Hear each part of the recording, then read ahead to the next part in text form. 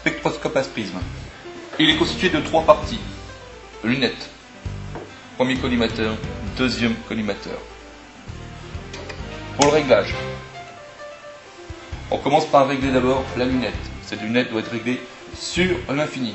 Pour régler cette lunette sur l'infini, on fait un pointé sur un objet le plus loin possible. Ici, dans l'angle de la classe, sur un objet extérieur, sur un immeuble d'en face. Assez rapide, simple à faire. Deuxième, il nous reste à régler le collimateur. C'est ce premier collimateur que nous allons régler. Derrière se trouve une lampe spectrale. C'est là où nous mettrons les lampes à sodium, cadmium, mercure, etc.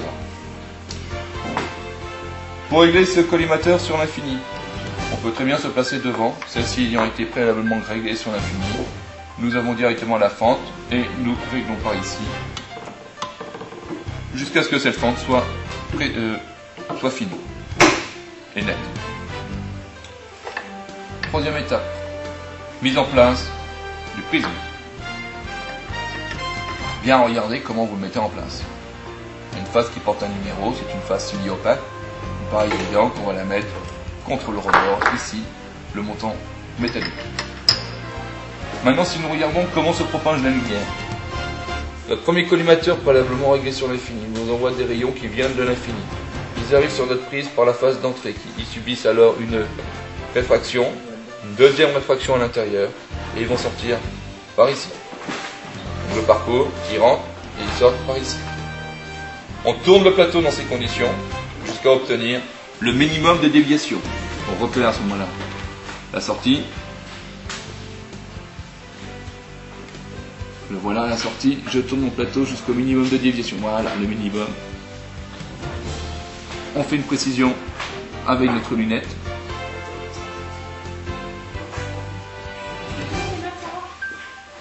Voilà.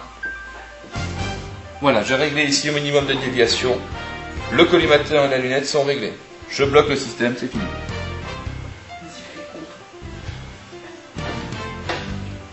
Il me reste maintenant à régler mon deuxième collimateur. Ce deuxième collimateur, une lampe. Ici à l'intérieur nous avons une mire. Cette mire c'est une échelle graduée. Et devant bien sûr toujours une lentille. Si nous regardons bien la position de ce collimateur, on voit que le faisceau va subir une réflexion totale. Donc on va avoir superposition dans la lunette de nos raies qui subissent une double réfraction et superposition de cette échelle qui a subi une réflexion totale.